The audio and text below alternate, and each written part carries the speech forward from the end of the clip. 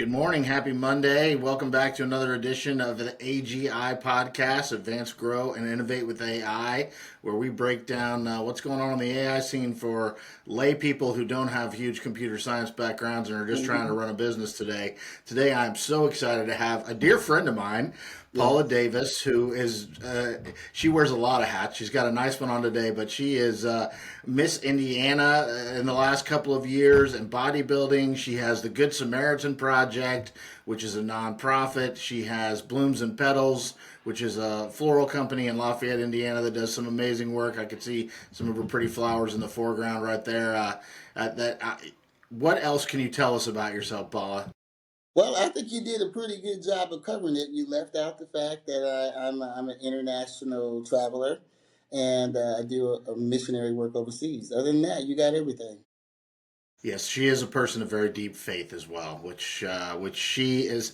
I Paul, you and I haven't discussed this that much, but I'm actually have always struggled with faith. But the people of faith that I've always had the most respect for, regardless of their faith, are the ones who live it out loud with their actions rather than try to beat other people over the head with their words. And you are 100% one of those people. Your faith comes off in your actions and in the way you carry yourself and the values that you exude in the work that you do. And I have mad respect for that. Oh wow, I appreciate that because you're right. Sometimes the talk don't match the walk, and if that's the case, people aren't buying what you're selling, if you know what I mean. So being genuine and being consistent about who you are, whatever the case may be, brings credibility, and it also gives an environment to create relationships and new projects. And so, I found that it's consistent. It's easier for me to be consistent than inconsistent. Yeah, 100%. That I was a development director for the Salvation Army for a little while, and that was one of the things that really attracted me to them. Is like since the 1800s, they've had this formula of soup, soap, and salvation. Like you cannot help people if they're not fed and cleaned and housed. Like meet people's basic needs where they are is the soup part of it. The soap is help them clean themselves up enough that they actually have some personal dignity and faith in themselves, and then you lead them to the salvation, or to ask the question of like, where's all this unconditional love coming from, and you attract them with that rather than the inverse. And I just thought, wow, what an amazing way to look at things. Well, that's absolutely true, and that's the heart of the Good Samaritan Project, the not-for-profit I founded in March of 2020. Initially, the Good Samaritan was a way to help our community, larger world, as we went through the pandemic and all of that went along with it. But we discovered in providing and supporting people with gift baskets and flowers and care packages, essential workers, retail workers, uh, people that definitely had to show up while the rest of us were protecting ourselves and staying at home, was that there were just some fundamental areas that we could do more work, that we could do more service. And so the Good Samaritan Project became focused in the five pillars that we now serve and do all our programming under. The first is emergency services, law enforcement, and veterans. Very strong commitment to that. Families, that's youth, uh, families, and our elderly. I feel many times our elderly are left out of the loop, so they're under that particular pillar. Our third pillar is economic development and entrepreneurship, and definitely what we're going to be talking about today regarding AI topics fit in that. The fourth is health and wellness, not just health in the spirit, in the body, but in the mind. There's a lot of illness and challenges in that area, but of the spirit. When we're poor in spirit, we just really can't give out to anyone else. And then the fifth one is community and unity.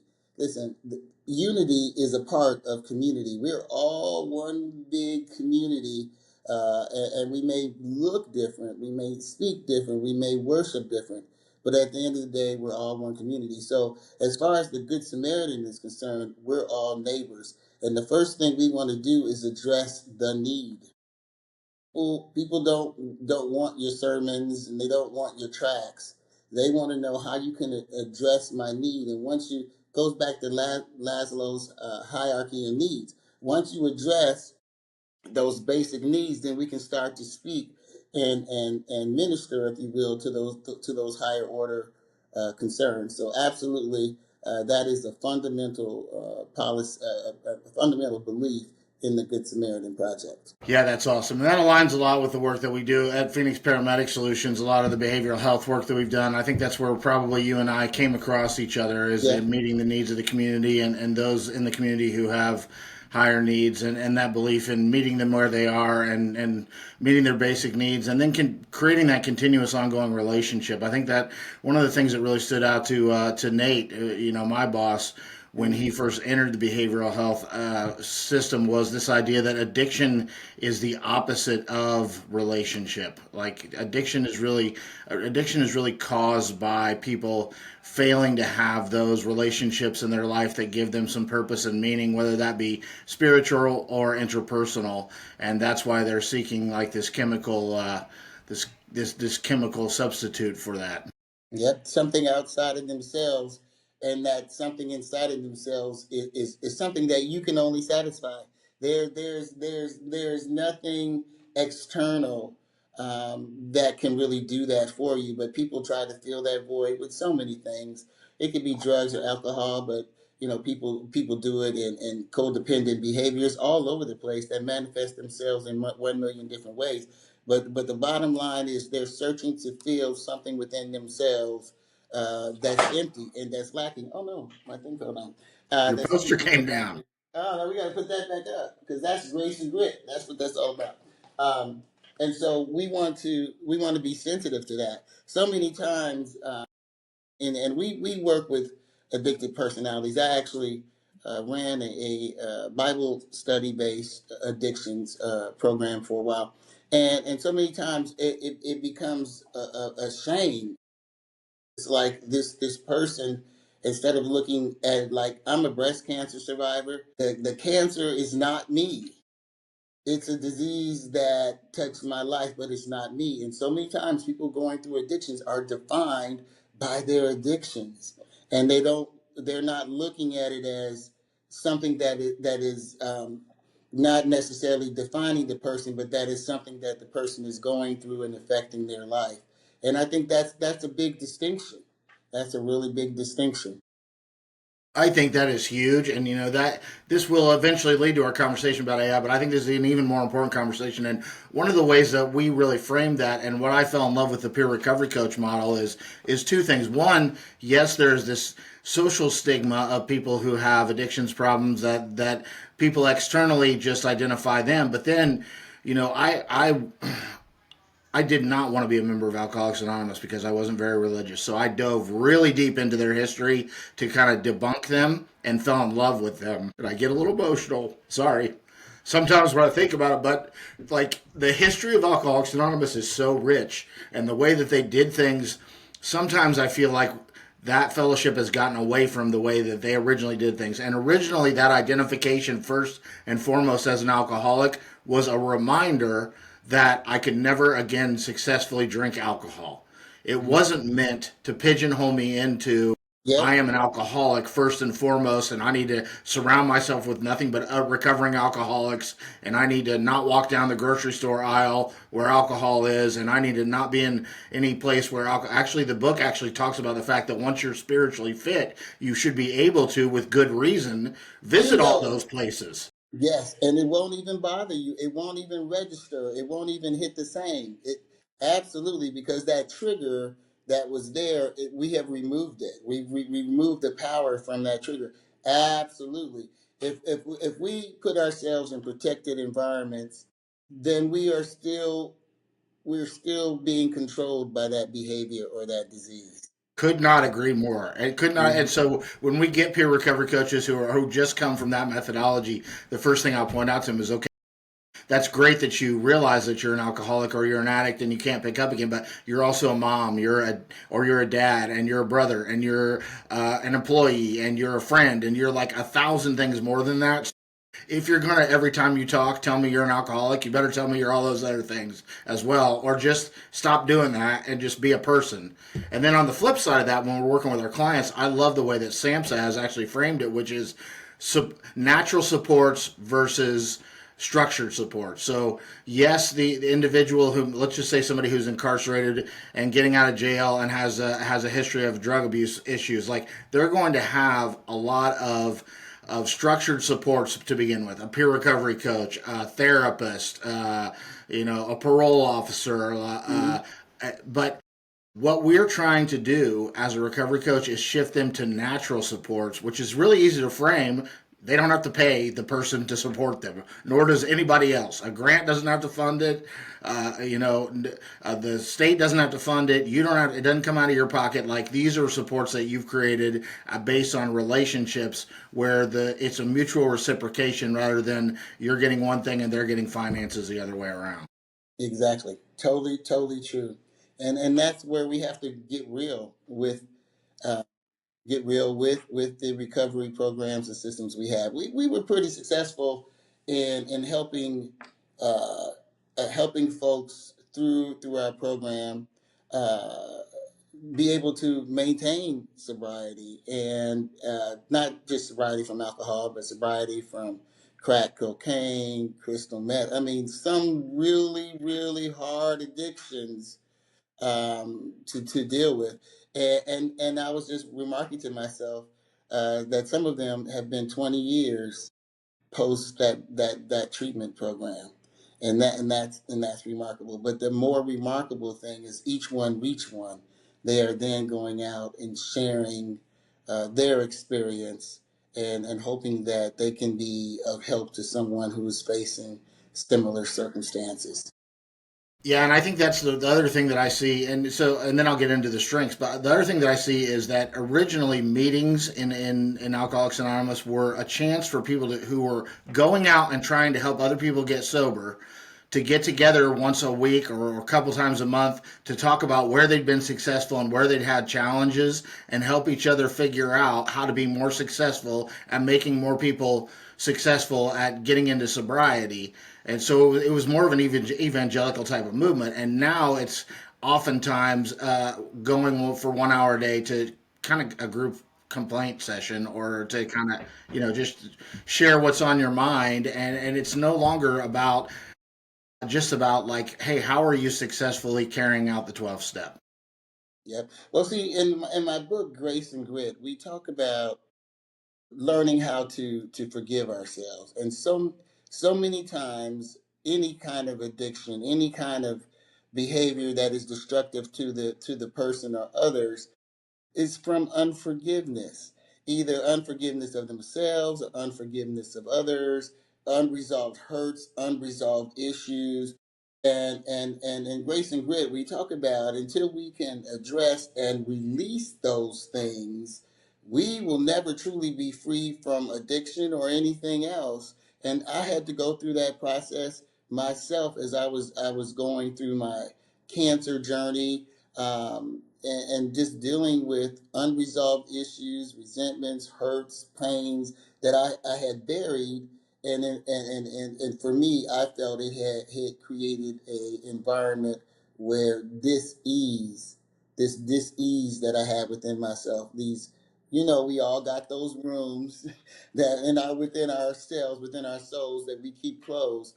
That dis-ease about those rooms resulted in a disease that could have very well taken my life.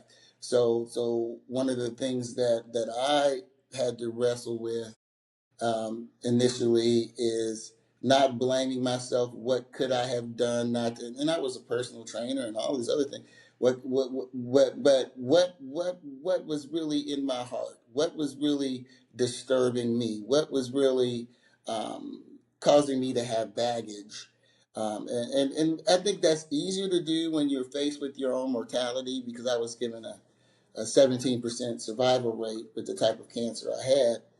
But for whatever reason, I began to do some internal house cleaning, and it has enabled me 20 years post diagnosis to not only live my life to this fullest, but to encourage other people to do that. So in Grace and Grit, we talk about what that process looks for me, and because everybody has their own process, what it can look like for them. Yeah, 100%. And then I think that's where the faith community, and let's not kid ourselves. Alcoholics Anonymous was born out of the Oxford group. The 12 step roots are 100% grounded in the Christian faith. And I think that the big strengths that both the faith community and the 12 step community have built in is that the Christian religion has some great practices around self forgiveness and around altruism, and that you naturally are when you're in a group like that, you're going to make friends of like-mindedness and like caring. I think sometimes I feel like the faith-based ones are a little bit have a little bit wider net of people that they then have as part of their circle, right? Because if you're in a 12-step group, like everybody has the same problem as you. So, if you surround yourself with a bunch of sick people, like it's hard to all get healthy. Whereas in a faith community, like some of you may have some issues and some of you may have others, but the issues that others have, others may not have, and you do have some modeling of like what it's like to truly be healthy and truly have healthy relationships. And I think all that's fine and dandy. The thing that I would throw at you that was struggled for me, and I still feel like is a struggle, and this may resonate as a person of color, is like, what about all the people that don't fit into that box? Like, I pretty much grew up, Buddhism is as close to a faith as I have. Unless I want to move to the coast, finding my community, if it's faith based, in any realm, is pretty damn hard. How do we make sure that we are able to attract those to whom the norm doesn't fit? Yes. Well, first of all, the church is not a building, and I think, and I came out of a institutional church background. I was educated in the Catholic school system all the way through 12th grade, and then my church that my family attended was AME Zion.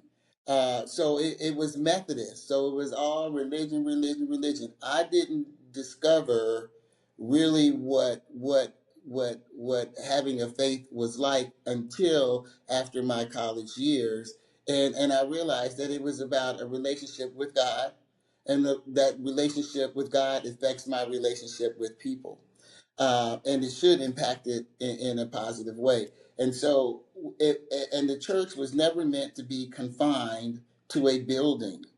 Um, and so with the Good Samaritan Project, the church is out is wherever people are, wherever people need a need. We have an office, but we're not sitting in the office saying, "Hey, come to us." We're going to them. We're going in the places where they're gathering. We're trying to listen and understand the pain points so that we can be that neighbor, be that friend, that even though we didn't cause the problem, we're not responsible for the problem. We are responsible 100% for our response to the problem. And that's what I have been conveying to the Christian community, because so many times they miss that point. We are responsible. So if someone wants to come to church, then we need to remove the barriers, or they want to inquire about our faith, then we need to remove the barriers. You don't need a label. You don't need a denomination. You don't need a building. You don't need a dogma. You just need to have that faith, and for me, it's in God, and be able to carry that with you. So when we go out into the community, we minister to people who are Buddhists, to people who are Jewish, and that makes no difference, because at the end of the day, they're my neighbors. And if I truly believe in God, then it should be easy for me to love and reach out to them. And that's why I have a problem with racism. You cannot love God and hate your neighbor. It does not compute. Because it is totally opposite. God said, if you love me, then take care of my sheep. Who is my sheep? His people, his creation. Not just the Jews, not just Methodists, not just Catholic, not just Buddhists, not just my sheep. Period. And the command in the Good Samaritan, and this is why we chose the name, is because a lot of people don't understand the history But the man that was laying in the road was Jewish. The gentleman that administered aid was some of Samaria, Samaritan, and there was no love between them. As a matter of fact, the road that these people were traveling on was built around Samaria because no good Jew would be caught going through Samaria. So that is the backdrop. But here's the story. The first two people that came by were Jewish. One was a rabbi and the other led worship. But the third man, who had no reason to love him, who had no reason to be concerned, he was moved. And that movement wasn't, oh, I just feel so bad. That movement led to action. Because if the extent of your feeling is, oh, that's so bad, tis tis, that poor man, and keep going like the other two, is worthless. It has to move you, and it has to cost you something. He gave him his donkey and he walked. And then he paid the bill and gave an American Express, their version of an American Express. And if anything is beyond that, you put it on this card, we'll take care of it. And the last thing that was said in this parable was Jesus said, now go do likewise. That is in red letters. That is a command. That means if he could be wearing a Nazi swastika in the middle of the street, if he is laying there and needs my assistance, it is Davis' responsibility to help him.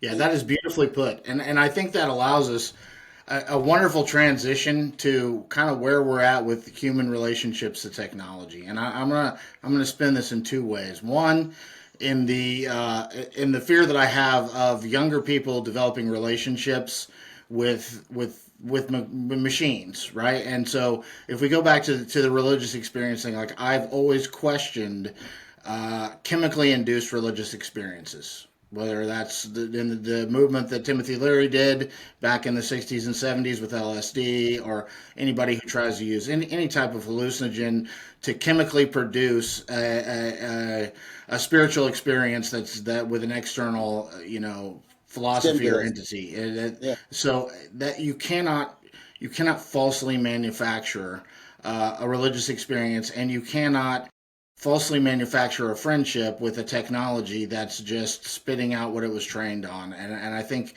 that's something we need to keep in mind going forward. But even more, the human to human relationship, like if we're truly going to leverage this awesome technology that I know you and I are already falling Yeah. completely in love with as a productivity tool, like we have to focus on how that empowers us to better work together as humans and how it forwards humanity as a whole, not just how it serves the bottom line and dollar signs for big corporations or little people, in the immediate future at the expense of our relationships with our work and with our fellows. Well, absolutely. It has amazed me how rapidly people are using AI and chat boxes for counseling, for guidance, for relationship, like a romantic relationship. uh, there is something there's something fundamentally disconnected. We have learned not how not to communicate with each other. We have lost the tools to do that. We're not comfortable with that. We're more comfortable with our devices and our computers and our distractions than actually entertaining human relationships. And I don't know if AI can really help us do that. um, it's really going to take an awareness from people and someone saying, hey, this is not good.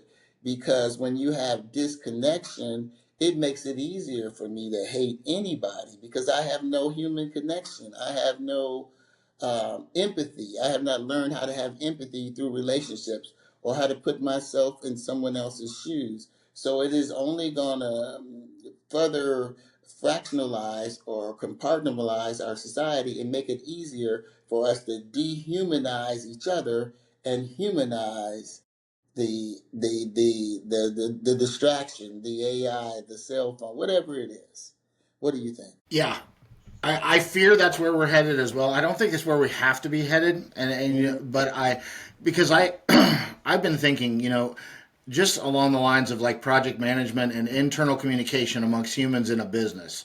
Like we have this new thing called prompt engineering where we're all learning how to properly get responses out of a large language model, and it starts with like letting it know what role we want it to fill and then giving it a very detailed description of the outputs or the outcomes that we want and making sure that it has access to the data necessary to answer that. And then, if we really want to prompt engineer, giving them examples of good and bad. And I started thinking, like, maybe we could take some notes from this on how we communicate to each other at work. Maybe rather than a boss saying two sentences to an employee about what they expect out of a project, and then the employee has no real context of what they're doing, goes out and tries their hardest and comes back, and the boss is like, "This isn't what I had in mind at all." And the employee's thinking in the back of their head, "Then why the hell didn't you tell me what you really wanted?" Like maybe we can learn from these things how to better communicate with each other in ways that are more productive.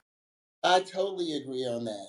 And I have a communications degree from the Brian Lamb School of Communication. I actually met the guy. I won't tell you how old I am, but we were at Purdue at the same time. So, yeah, we go way back. But here's the story. People need to be coached in communication. It is more than just opening up your mouth and talking.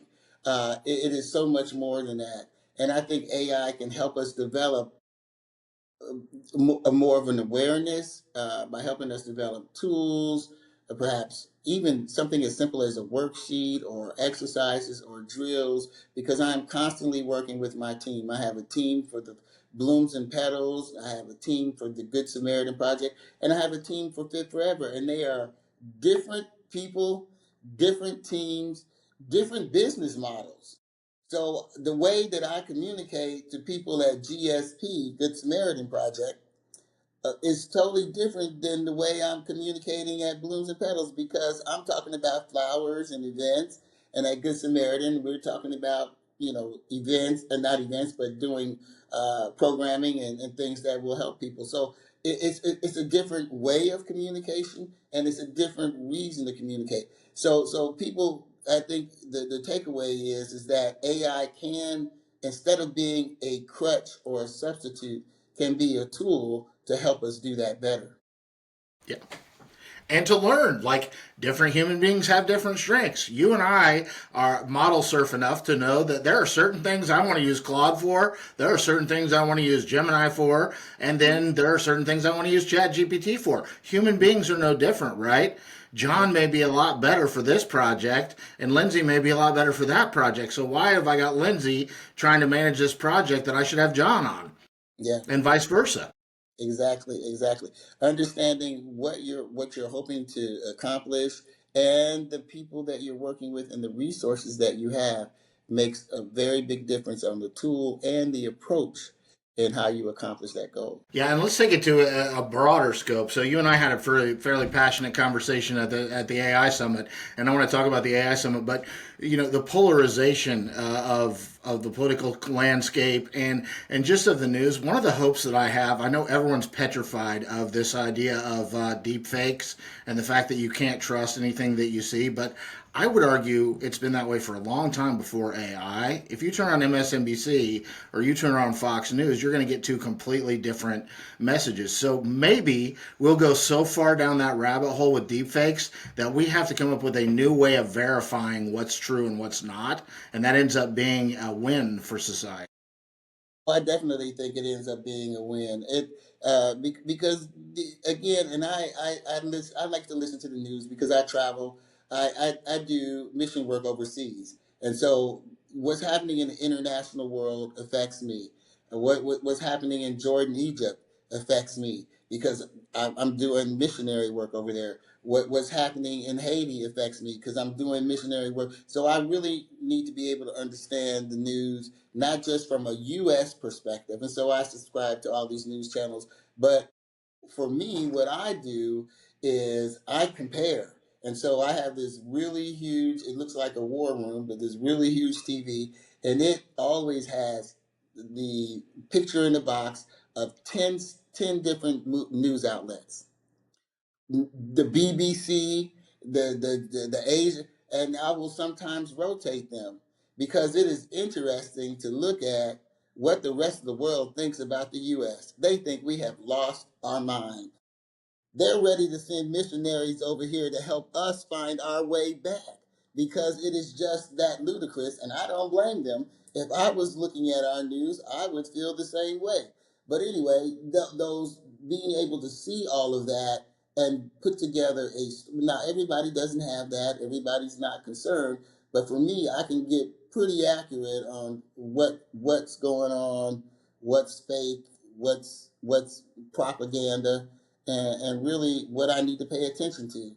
And that guides whether I'm going to Jordan, Egypt, whether I'm going to South Africa, whether I want to go to Paris, or go back, because in those situations, my life is in danger. My team's life is in danger. The minute we leave the U.S. grounds, we're on somebody else's grounds, somebody else's country, and at their complete mercy. The government may send Black Hawk choppers after us, but it's gonna take a while for them to get there. So I better be sure about what's happening, not only in my world, but in the greater world in which I'm going to serve. Yeah, and I think you bring up a great point there, which is just as humans, we wait until oftentimes it's detrimental for us to figure something out, and that's where I think deep fakes may force, because it's not like this isn't even a technology issue. I guarantee you, if you were to study world history before TVs came around, and you looked at what happened with the Nazis in Germany from a German history standpoint versus studying what we did with the American Indians here. In Germany, they probably would have pointed out a lot more atrocities on Americans and Native Americans. And in America, we're like, oh, that wasn't so bad. But the Germans, they were horrible to the Jews, right? So it's always kind of been dependent on who's feeding you the information. But if we get to the point where everything could be a deep fake, maybe we have to go back to relying on human to human communication and on just a whole new, like maybe reporters will become a thing again. Someone who can actually verify information and are trusted, Walter Cronkite, world type trusted to give us just the facts. Yeah, absolutely. And depending on human beings to bring that to us. You're absolutely right, because I believe there is nothing new under the sun. It may manifest itself differently, but it is still the same thing where people who are in power want to control and keep it in power by controlling the information that people can get. That was the same thing with the printing press. The printing press, the rest of the world could not read the Bible, and this is the Gutenberg Bible. People couldn't read, so they had to depend on others to tell them what the Bible said and what they should do. And consequently, these people misused this trust, abused this trust, and used their knowledge of the Bible and the fact that the people wanting the knowledge were ignorant and not able to read, and misconstrue the Bible and use it for intentions that it was never used for. And so I think it's important that you are responsible for what goes into your own brain. You cannot sit around and say, "Well, I saw it on TV; it must be true." That is not sufficient. You have to be able to read for yourself. When I am in other circumstances and in other people's countries, and they may ask me something in the Bible, I'll pull out the Bible in their language because we carry the Bibles in there. What does it say to you? It doesn't matter what it's saying to me. What can you read for yourself? Because I want you to read, I want you to discern, and I want you to be able to apply it for you. I may be able to give you some guidelines, but that's it. You should be able to discern with given the proper tools. So the people said the same thing about the printing press. Oh, it'll be the end of the world. Oh, they'll never be able to afford it. The masses are too ignorant. They're too stupid. But it changed the world. It brought the age of enlightenment. The age of enlightenment where we got Mozart and we got Bach and we got Picasso because people were able to begin to read and begin to discern not just the Bible, but other books that were previously not available to them. Yes. 100%. And I think this technology has some of that democratizing power as well. I just taught a class for like 10 high school kids on how to build custom GPTs, and they were blown away. There were one of the kids in the class was a Russian American kid, but he was like first generation. He spoke fluent Russian, and so I turned on ChatGPT Advanced Voice and let him converse back and forth with it in Russian. And the fact that it can translate in real time 72 languages, like that is a real democratizer, right? That is a real communication democratizer.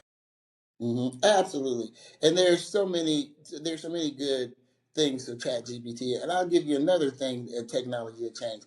I remember when I had graduated from Purdue and we were at that time the internet was new. And so I worked for a mass communications company and we were working with businesses and getting them to not only be on the internet to buy internet service, but to have a website. And I can remember resistance. Oh, the internet is bad. It's going to be the end of the world. We don't understand it. It's going to all, and this was circa 1987, 88. Where the sentiment was that it would be a negative technology, and it has now there's some downside to it. Are people misusing the internet? Are people misusing websites for all kind of nefarious purposes? True, but there has been so much more good that has come from that as well. So every new technology is always heralded as it's going to be the end of our civilization, or because people don't understand it and people don't know how to use it. But I feel that as in all of those scenarios, cable was another one. I was told, and I was a Christian at the time, because we also had cable outlets, your HBO's. It's of the devil. How can you be a Christian on both cable?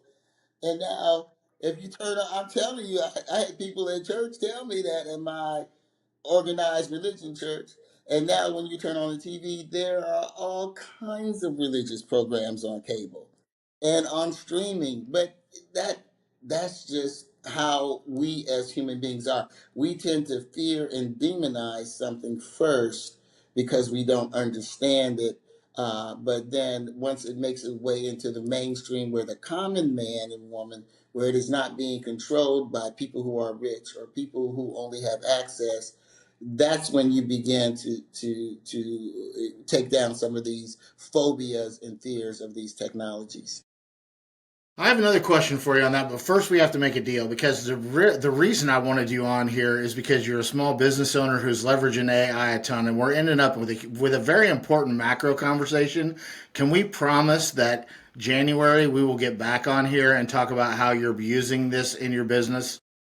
Yes, yes, because Okay, so there'll be a part two.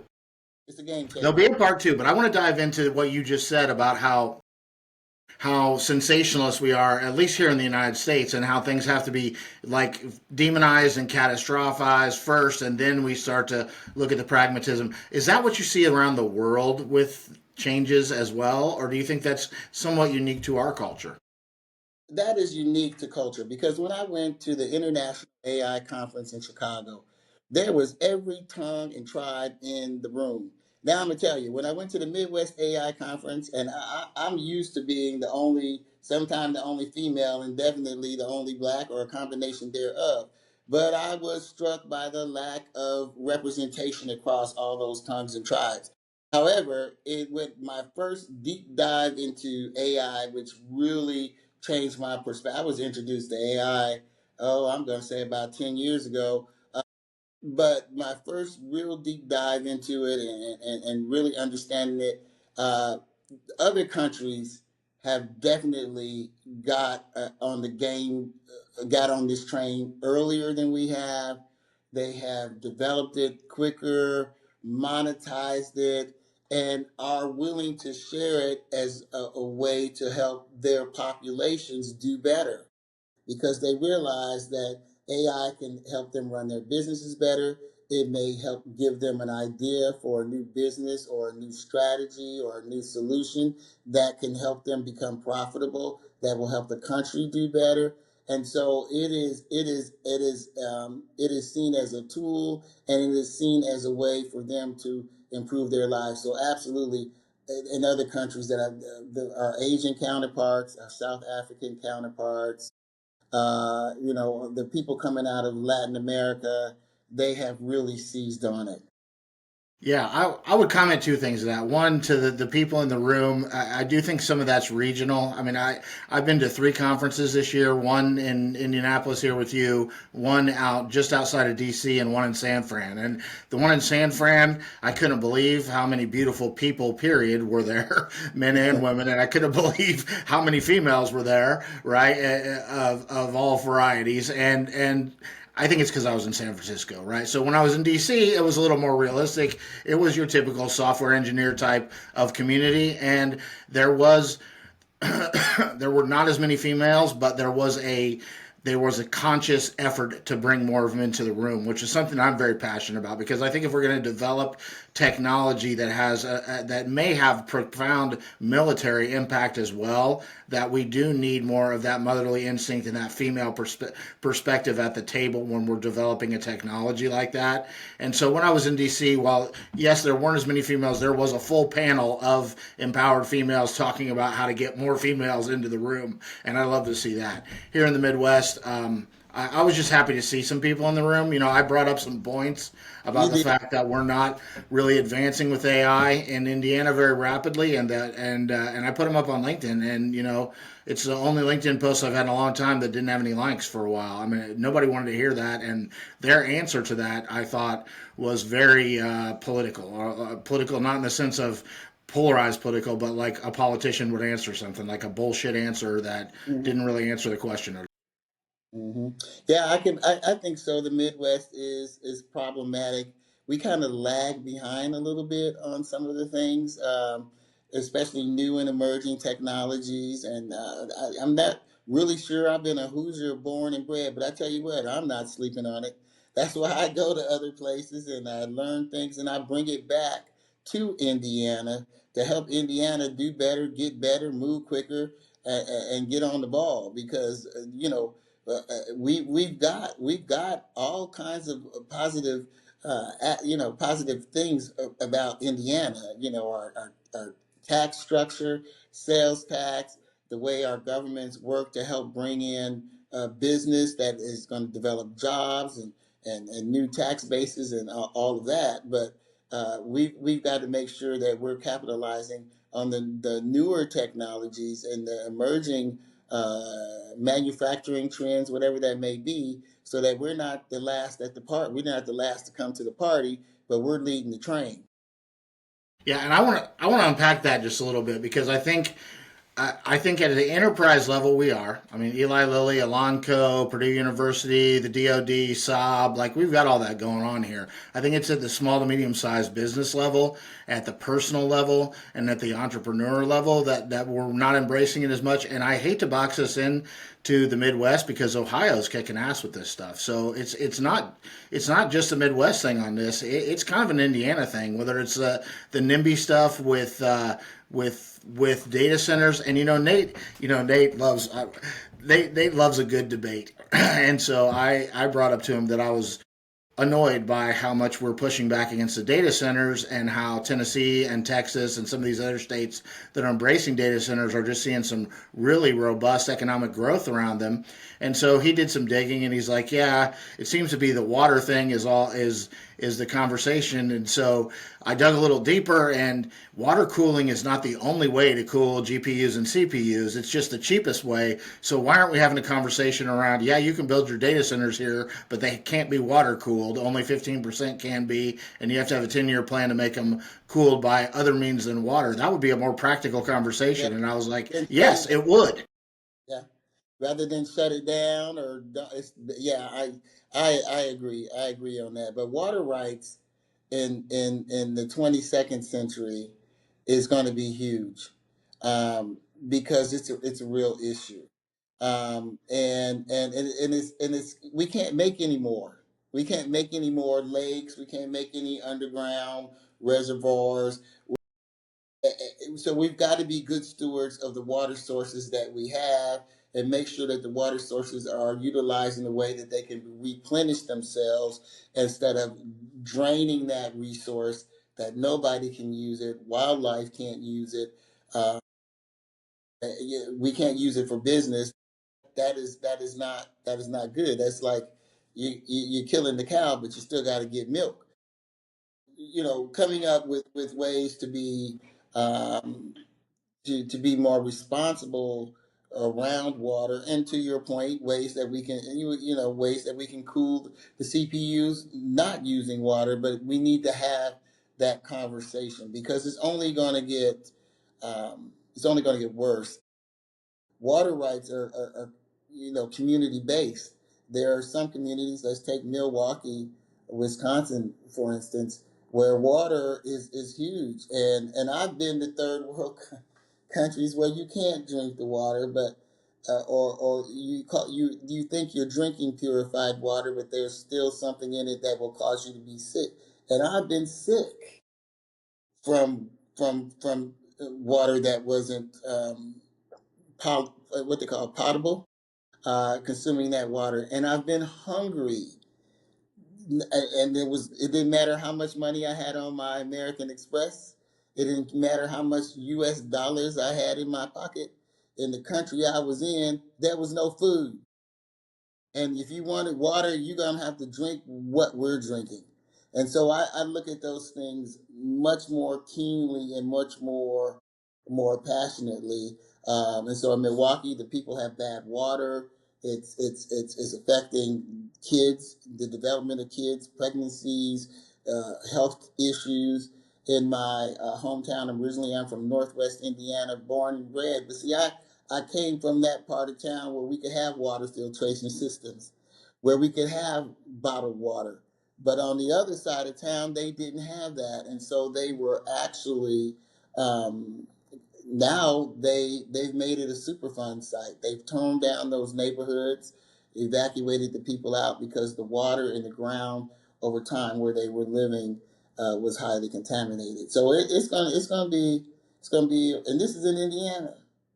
Yeah. Uh, I not think that's saying probably where you and I line up really well. We both believe in transparency, right? Like the thing, and not to get into like macro politics, but the thing that annoyed me about the Gulf War was like, yes, we still need that oil. So why are you lying to us about why we're fighting the Gulf War? Like, why don't you just trust that we're adult enough to understand that control of the oil in the Midwest can't just go to our enemies, or else we won't be able to drive our cars to work. Like, talk to us like adults. Tell us what's really going on, and let us make a decision, right? And so the water thing comes down to the same thing. Having a pragmatic conversation. I don't like the hypocrisy of Silicon Valley, who were like Greenpeace hippies up until they discovered AI, and now their reason for raping the entirety of our ecosystem is AI will figure out how to fix that before it becomes a problem. Like, no, that's cool. If AI figures out how to turn ocean water into potable water someday, that will be amazing. But until then, let's pretend like it can't, and let's address our water issues as though it will never be able to, just in case. Let's hedge our bets. Let's not bet on sci-fi becoming reality. Yep, I totally agree. Hedge your bets. Hedge your bets. I believe in that totally. And so, but water is power. Knowledge is power. But the greatest power is knowledge. And it trumps all those other, even more than cash or money. Cash ain't king. Knowledge is king, and that's what AI is bringing to us. That knowledge that we. I love libraries. I used to go to Purdue even when I didn't have a research paper and spend time in the stacks reading books on a Saturday or a Sunday. I love libraries. When I was a child, I literally read every book in the East Chicago Public Library twice. But with all of those books, it pales in comparison to the knowledge I can pull out of AI by asking a simple instruction. It took me it took me almost 2.5 years from my sophomore year to my senior year in high school to do that. I can now get all of this knowledge in this wonderful library system that we have in the greater Lafayette area at my fingertips and distilled down in maybe 15 seconds or less. And so now your power becomes discernment and taste and interpersonal skills. The one thing about I don't disagree that knowledge is power. I think that data is oil now, and so knowledge is not just knowledge, book knowledge, but it's knowledge of how you act and interact with the world. And I do fear that if we don't more embrace the open source and if we're not don't keep our soft power and be the AI in some of these third world countries that need AI, that China's poising themselves to say, hey, we're going to give all of these developing nations free AI. But by free, what they mean is we're not going to charge them any dollars, but we're going to mine the hell out of their data. And Yeah, now all of a sudden we're the influencer. yeah, absolutely. Absolutely. Data. And that's what I meant by even I said knowledge because that's more 21st century, but really it's about data because data is all about money. I was at a security meeting for internet security, and they were talking about at that meeting, how much do you think your social security number sells for? I'm thinking, well, social security number, this social security number, I'm thinking, oh, thousands of dollars. They said on the black dark web, $1.25 maybe. But if you have a complete profile, if you have a complete profile, and they call those complete profile, you got a social security number, you got a name, you got a birthday. Now those profiles cost thousands of dollars. So people are taking little bits of information that they can through from data, and they're selling it and literally getting pennies on the dollar. But they're doing so much of it that it's actually profitable. But if they can get a whole profile, that is gold because then you can use that to spin off and do so many other different things. So you're right to your point. Data is money, and it's power, and it's knowledge. Data will predict buying patterns. Data is even accurate about predicting your. That's what AI is doing. Responses. Uh, AI can't read minds. Sometimes what I'll do is I'll just, maybe have an interaction with someone, and I'll say, hey, I'm recording this, and I'll run it through AI. I'll put it in Chat GPT. What do you observe about this person that I'm talking to? I don't tell it anything about that person. The AI knows about me, but it doesn't know about that person other than I'm talking to Bob, and he's my next door neighbor, and that's it. I don't tell him how old Bob is, what Bob's experiences are, and I'll be doggone if it ain't 85% on the money based on what they're saying. That's emotional intelligence. People need to be, I do it all the time without AI. I have to. I'm on the backside of a mountain in the middle of BFE Egypt. I better know how to have emotional intelligence about myself and who I'm dealing with. But the average person doesn't have that skill set developed, and AI does. It has the ability to predict the human condition. So this is where I'm going to play the devil's advocate because AI is a rapidly developing and evolving technology, and it is learning about us. Not only it is developing a complete profile. Okay, it's not just working with our social security number or anything. It's working with a complete profile. It's working with our medical records. It's working with our military work records. It's working with our financial records. It's working with our birth numbers, our death numbers, and everything in between. And it is putting together an assessment of what this thing called humanity is really all about. And Mm-hmm. so we need to be concerned about that because at times I'm concerned about the picture that humanity presents. I can look at it through the eyes of God, I can look at it through the saving grace of Jesus Christ, but this machine does not. This AI does not. And the picture that profile, that complete profile, I'm afraid is not very pretty. And There's a what book I think you with would that love knowledge? called Yeah. So, sorry. There's a book I think you would love called Parenting AI by a professor by the name of Dekai, DE, and then new word KAI. And I've had him on the show. He's a professor at the University of Hong Kong and a public speaker on AI. And he says these aren't toasters that we're training. These are almost a new life form. And Yep. we do as I say, not as I do is not going to work with them. And that's kind of what you're saying. It never works as a parent, right?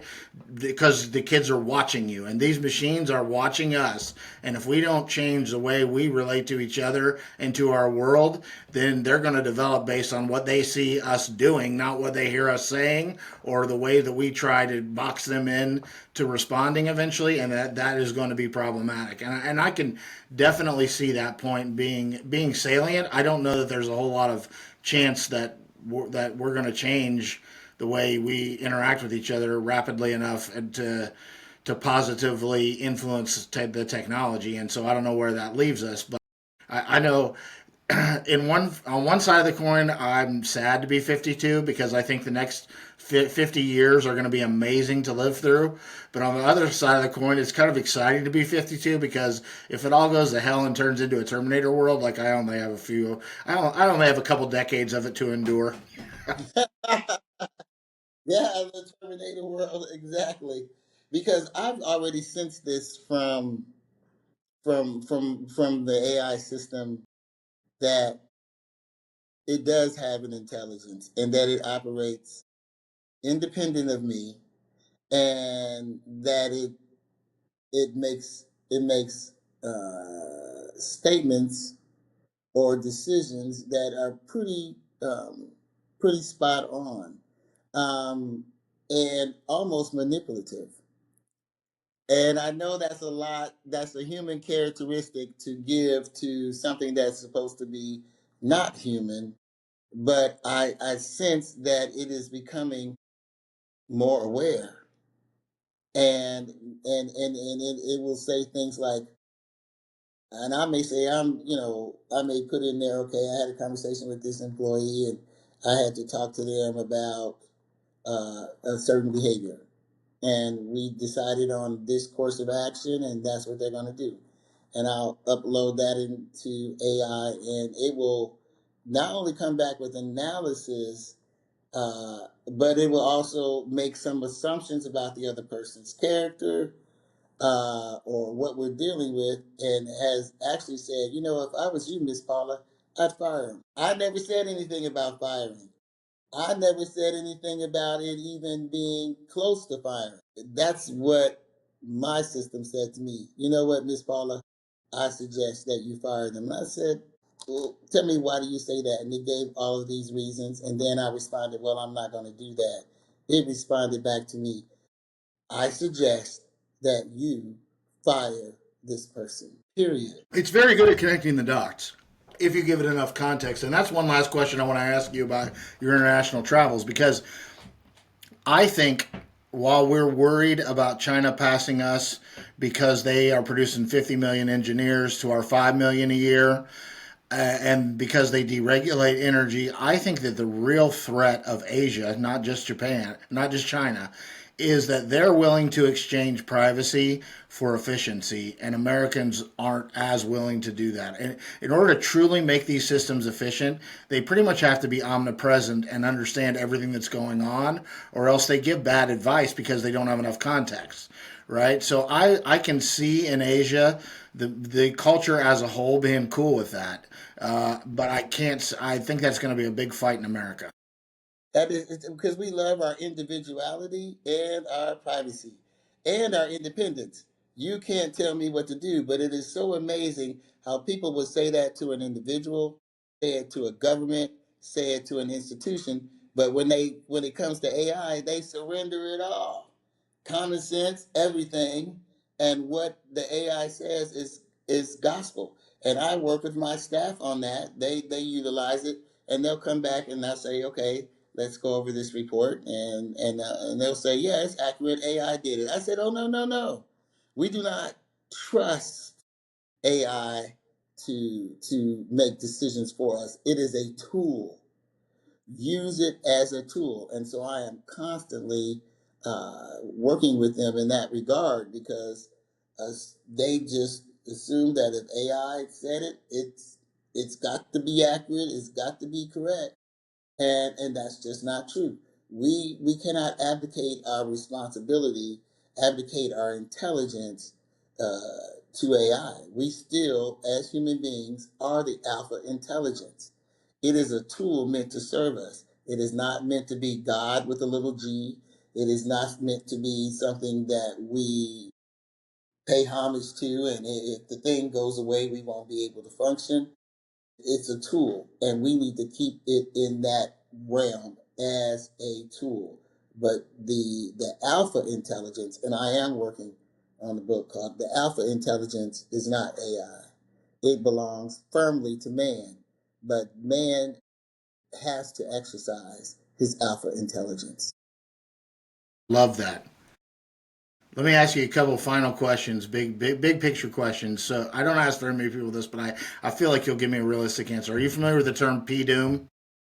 P Doom, I am not. What is a P Doom? So P Doom is a Silicon Valley term for what percentage of do you think that there is what percentage threat there is that humanity will be wiped out by AI. So if you're at a 30% P Doom, then you're saying I think there's a 30% chance that things are going to play out in the worst possible way, and we're not going to be around 50 years from now because of this technology. So I would say I would probably put my PDU number at right around 30%. I think there's a 70% chance things will play out. Probably somewhat dystopian for a little while, and then eventually advance more to a Star Trek type of utopian use of the technology. But there's a good 30% chance that at some point in time something goes catastrophically wrong and it doesn't work out for us. So where would you put yourself on that P Doom scale? I would put myself as AI totally right. I'm going to say 10%. I just don't. Now, will it give us a run for our money? Will it challenge us and challenge us in a way that will make us return to our humanity and realize that we are all interconnected, and that we are truly at the top. We should be at the top of the food chain on this planet. So I'm gonna give it a 10%. Now, that's 90% optimistic that it won't end us, but I'm not saying that it won't bring challenges, that it won't bring some grief and some sorrow, because humans have free will, and unfortunately, their free will tends towards selfishness and sinfulness. And so it won't be AI that destroys us, it will be by our own hand. Now, if you ask me what that would be, that's 90%. So if there's one thing I could do tomorrow when I wake up to try to make sure that we have the best future alongside this technology, what would your advice be to that? The advice is to remember that it is a tool, and that you truly are the alpha intelligence. And it's up to you to use that tool in a way that will not only benefit you, but benefit the larger world that you live in, whether it's Lafayette, Indiana, the United States, or the whole wide world. You need to, that is uniquely your responsibility as a human being. Great message and a great conversation, Paula. And we are going to get together in January to Yes. kick off the new year and talk about how you actually use case leverage AI in your businesses. Okay. That sounds wonderful, Jason. I want to say I appreciate you. I appreciate your podcast. I appreciate your passion, and your concern to share AI, but share it in a way that's responsible. Share it in a way that will encourage people to utilize it and challenge them. You are so good at challenging people to think about stuff in a different way, and that's very important, because we get stuck in our little thought patterns until somebody challenges us to think different. So, superstar, and I use that a lot. I want to say, superstar, I appreciate you. Keep shining, keep doing what you're doing, because it's making a difference. Means a lot, Paula. Thank It's you. truth, man. It means it's truth, man.